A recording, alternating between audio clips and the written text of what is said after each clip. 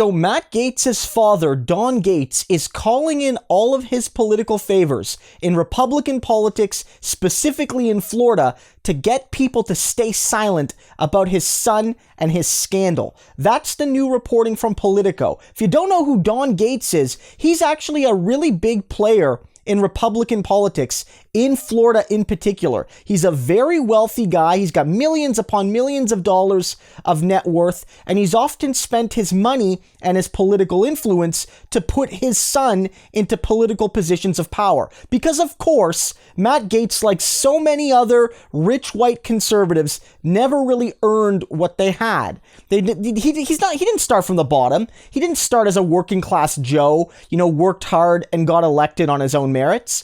He is where he is because his last name is Gaetz, and his daddy, his rich daddy, put him into positions of power. And so what we're seeing now is that privilege, is that elite status sort of perpetuating itself into protecting Gaetz yet again. It was that status that got a dum-dum like Gaetz into Congress, that let a dum-dum like Gaetz make error after error after error and stupid statement after stupid statement and still somehow become one of the most prominent Republicans.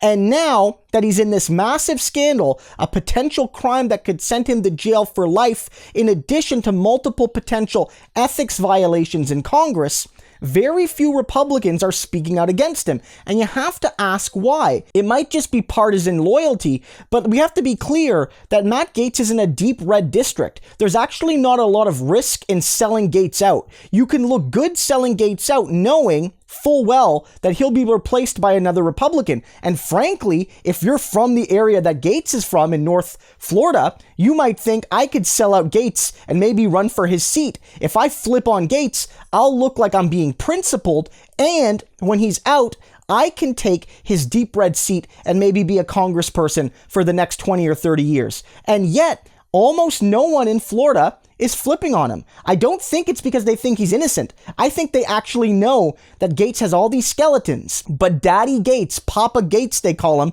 Don Gaetz, is calling in all the favors.